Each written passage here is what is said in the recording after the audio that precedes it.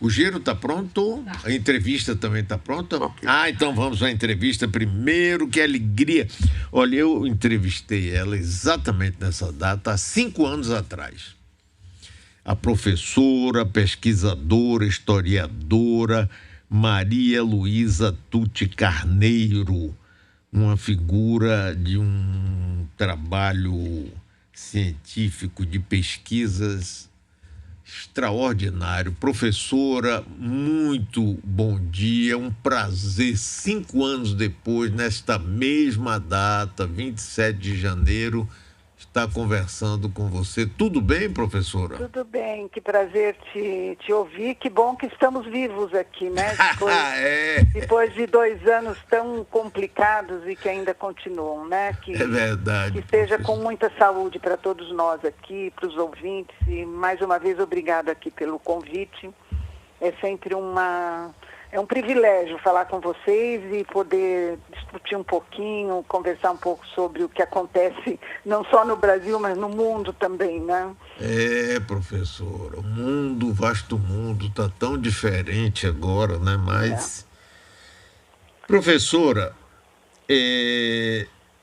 hoje é o Dia Internacional em memória das vítimas do Holocausto. E eu até hoje me surpreendo como tem gente que nega a existência do Holocausto. Diz que isso tudo foi marketing feito pelos poderosos judeus.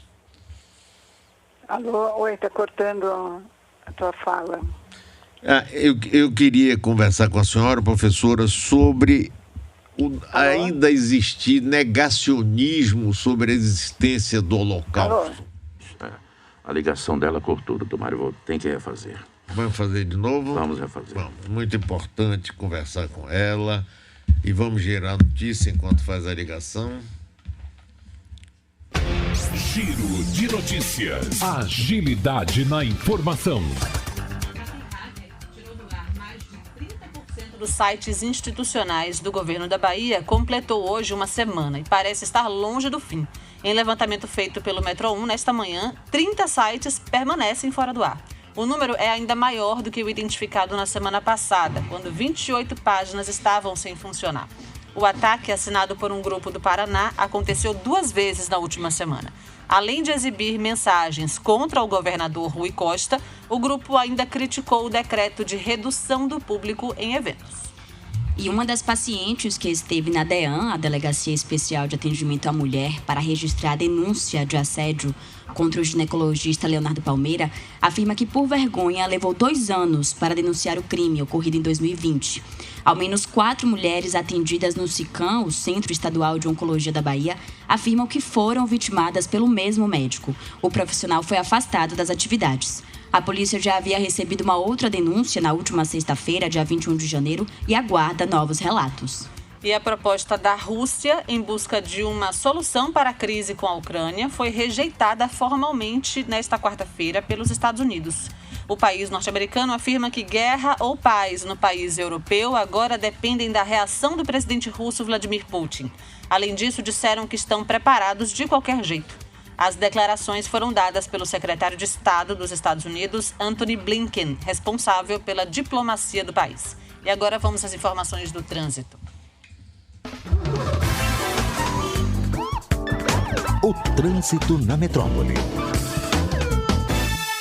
Oferecimento Fiore Jeep, a maior Jeep do Norte e Nordeste. Não há registros de acidente de congestionamento, na cidade por enquanto. A Transalvador destaca o movimento livre na ligação Iguatemi Paralela, no Largo da Calçada e também na ACM, ali nas imediações da rodoviária. Agora há pouco, um ônibus quebrou no Largo do Luso, em plataforma, o que deixou o trânsito lento no sentido calçada. Não houve registro de acidentes até o momento. Tailane Muniz para o Jornal da Bahia no ar. Conseguimos refazer a ligação? Sim, doutor Mário. Sim, professora, estou conversando com... houve essa interrupção. Professora, por que é que até hoje existem, no seu entendimento, pessoas e até governos que negam a existência do Holocausto? Pois é, Mário, é uma pergunta muito oportuna e adequada para os dias de hoje.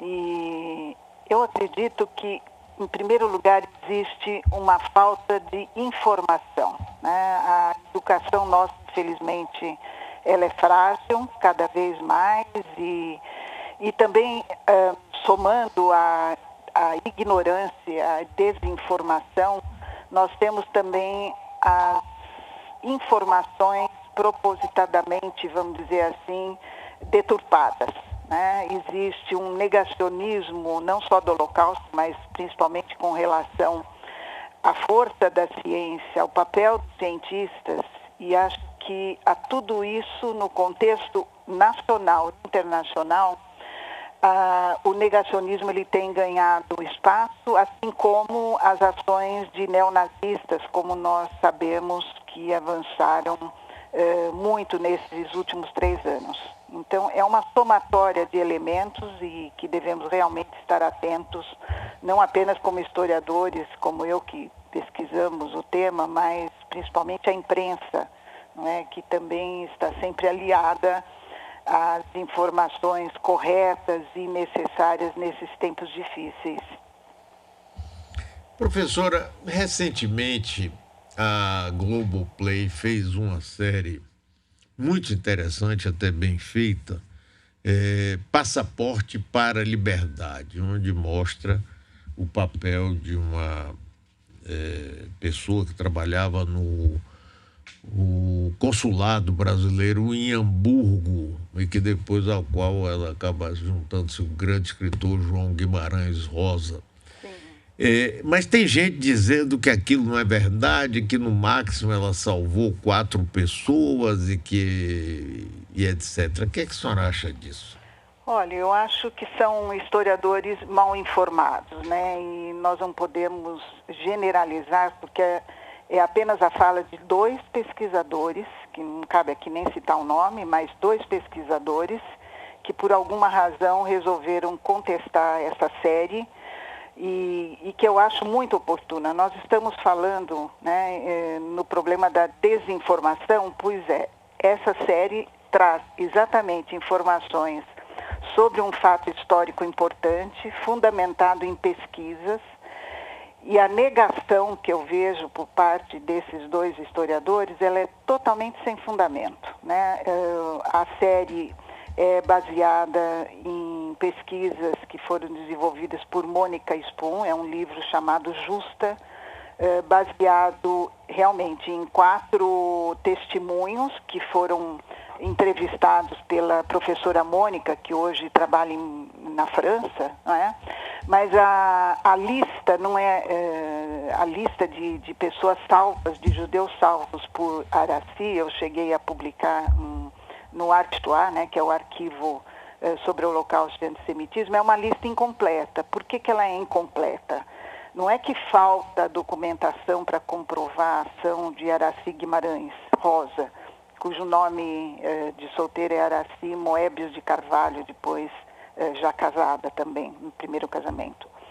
Então, esse perfil da Araci, ele é realmente reconhecido pelo Yad Vashem como uma justa entre os salvadores de judeus na época do Holocausto. É comprovado naquele momento, né, quando ela foi reconhecida por 4 testemunhos. Mas veja bem, negar os testemunhos é você colaborar para o negacionismo do Holocausto. Por quê? Porque são testemunhos reconhecidos. Eu também cheguei a entrevistar pelo Arctois vários outros sobreviventes do Holocausto que foram salvos graças à ajuda da Araci.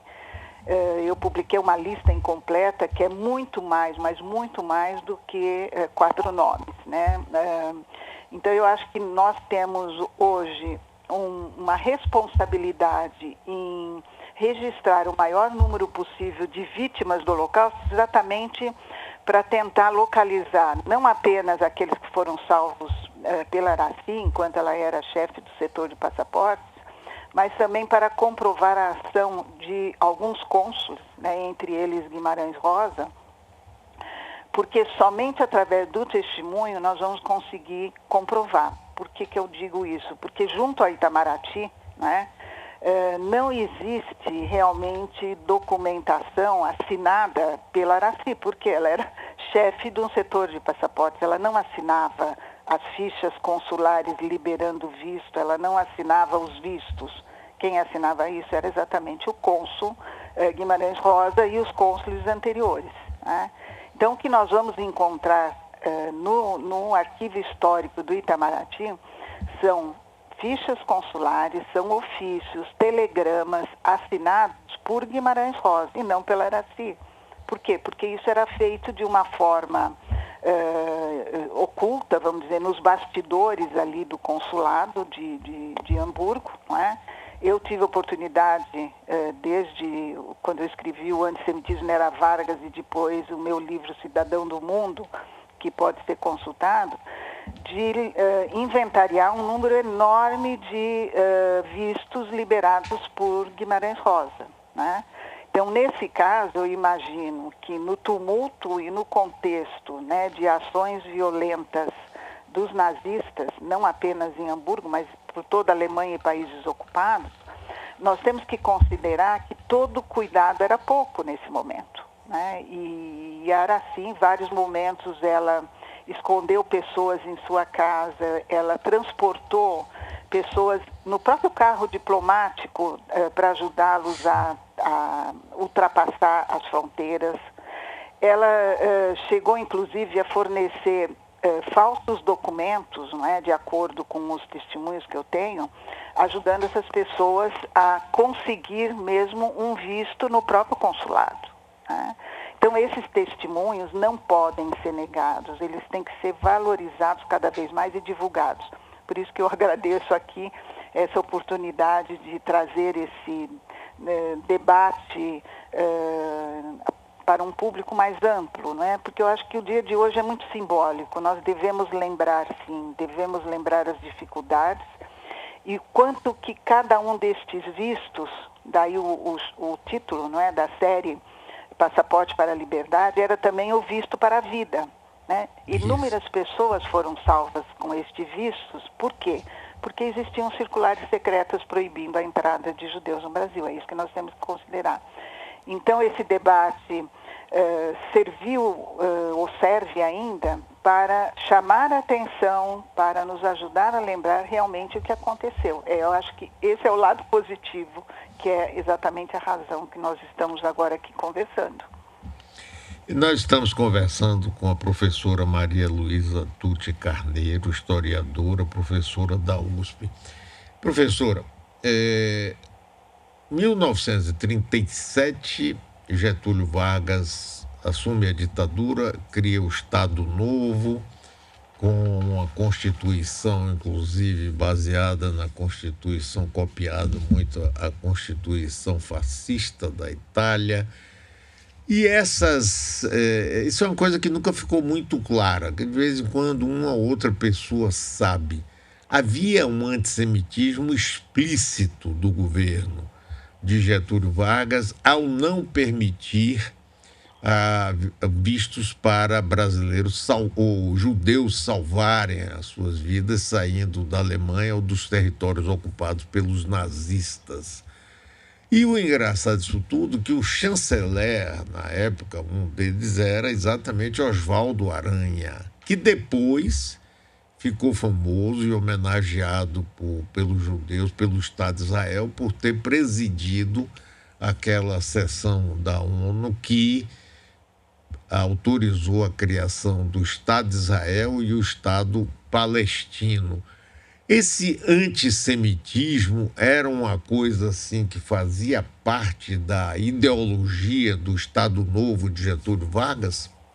Sim, lógico. A tua pergunta é muito oportuna, porque é uma questão que está sempre vindo à tona, né? Ela fazia parte, nós temos várias ações, tanto por parte da polícia política, perseguindo judeus, que são vistos nesse momento de 37 em diante, principalmente, como pessoas perigosas, né, e acusados de serem comunistas perigosos e também como exploradores de pessoas, de brasileiros, no caso, como a gente vai ver a circulação de alguns mitos, né, o mito do judeu errante, o mito do judeu explorador, que é o tema do meu livro mais recente, Os 10 Mitos Sim, eu queria falar sobre isso também, professor. Tá, então nesse momento você tem, e principalmente a partir de 35, não é, quando nós tivemos a tentativa de uma revolução comunista, e eu faço questão de não usar aqui o nome intentona, porque é a expressão usada pelo governo nesse momento, mas nós já temos a circulação e o fortalecimento desses mitos. E isso vai colaborar para fortalecer cada vez mais, não é, a imagem negativa daquele judeu que está tentando buscar refúgio no Brasil. Esses judeus, a maioria dos judeus, de uma forma geral, tanto da Alemanha como da Áustria, Polônia, quer dizer, à medida que os países vão sendo ocupados, nós temos o quê? Um fluxo cada vez maior, não é, de procura por vistos e daí, então, a imposição de uma circular secreta, porque isso não fazia parte da Constituição brasileira, né, nem poderia fazer parte. E essa circular, para você ter uma ideia, ela persistiu, ela só foi revogada em 19 de fevereiro de 1951.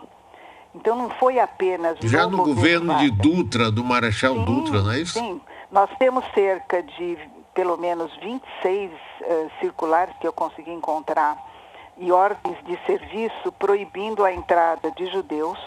E durante o governo Dutra, é importante que isso seja considerado, quer dizer, não foi apenas Vargas, nós temos a persistência e a continuidade dessas circulares. Veja bem, mesmo após a divulgação das notícias sobre Auschwitz, né, que aliás o dia de hoje foi escolhido exatamente em função da libertação desse campo de concentração que tornou-se o símbolo do Holocausto, né?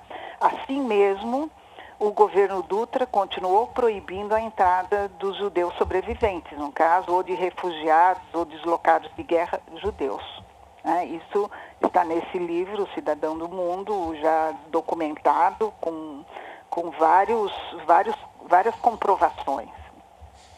Então, a sua pergunta ela é muito oportuna, porque mostra que havia uma mentalidade antissemita, e podemos dizer assim que desde o Brasil colonial, né, nós temos estudo da professora Anita Novinsky, que faleceu no ano passado, que mostra a perseguição aos cristãos novos na Bahia, né, já no século XVI, XVII em diante. E essa mentalidade persistiu e ainda hoje nós encontramos resquícios de uma mentalidade antissemita no Brasil, né?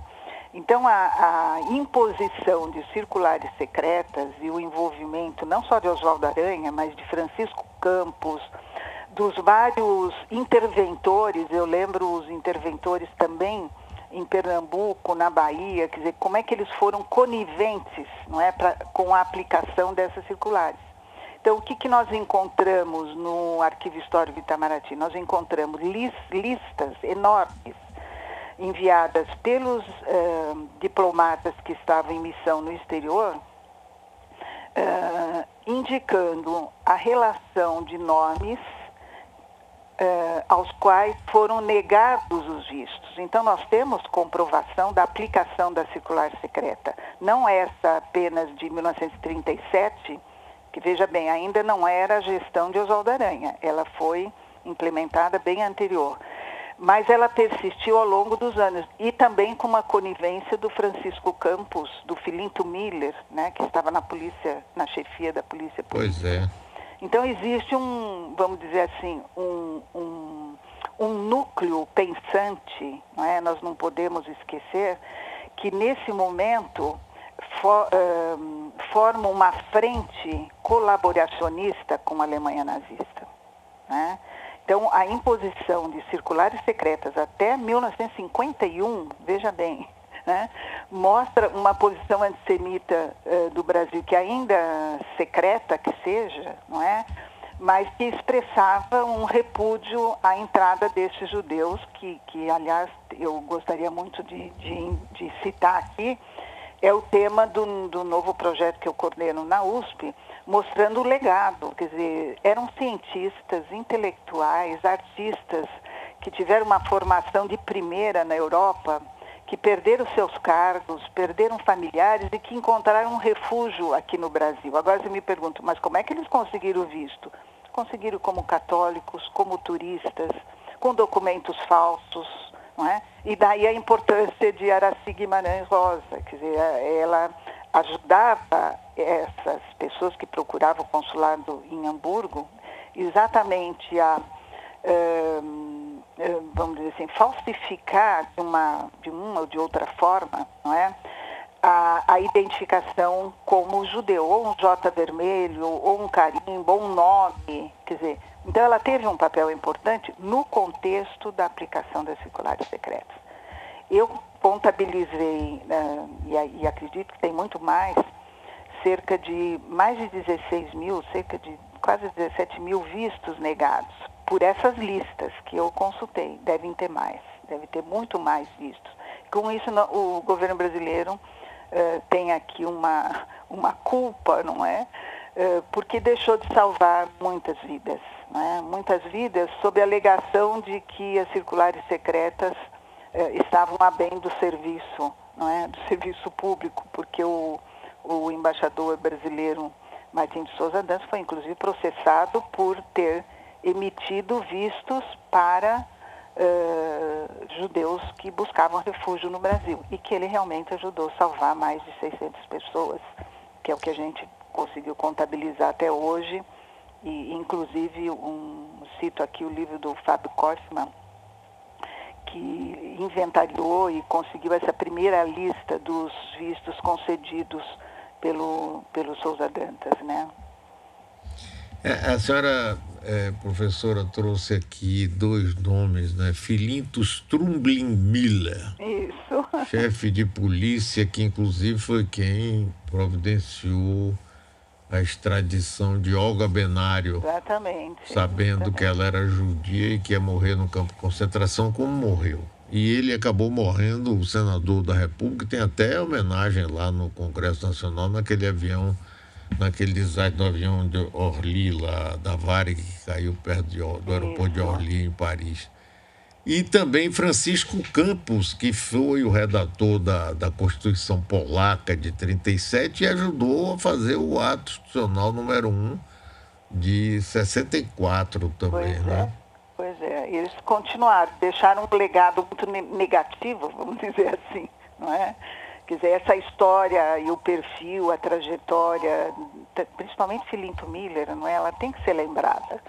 Ele chegou a publicar nos documentos do Itamaraty, ele chegou a enviar uma correspondência, um relatório, aliás, político, onde ele argumenta por que o Brasil não deveria receber esses judeus fugitivos do nazismo. É terrível. Esse documento que está publicado no Antissemitismo Era Vargas, no meu livro, ele mostra bem o perfil antissemita do Filinto Miller, porque ali ele expõe, assim, todo o seu discurso de ódio, não é? Ele sangra, vamos dizer assim, a figura dos judeus que estão tentando desesperadamente fugir de uma violência que é genocida, né? Comprovado hoje como sendo o Holocausto um dos exemplos máximos do genocídio dito moderno, não é? No século XX, tendo apenas como protótipo, vamos dizer, que antecedeu o genocídio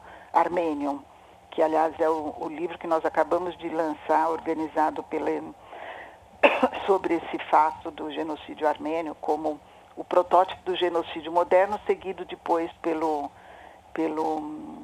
Holocausto, não é? Então eu acho que são elementos que não podem ser esquecidos, e acho que não apenas nesse dia de lembrança às vítimas, né? Ele tem que estar presente nos programas, principalmente programas universitários e das nossas escolas públicas. Eu acho que esse é um fato importante para ser lembrado também. Muito bem, professora, muitíssimo obrigado, viu? Há 5 anos conversamos hoje na mesma data, espero que continue conversando sempre por muito, muito tempo. Eu que agradeço a oportunidade.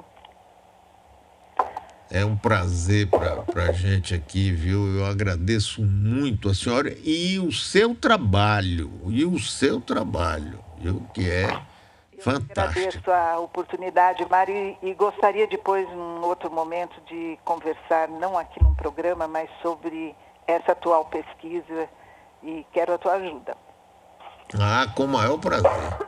Com o maior prazer. Vamos providenciar isso. Um grande abraço para a senhora, professora. Muito Parabéns, obrigado, viu? um abraço aos ouvintes também.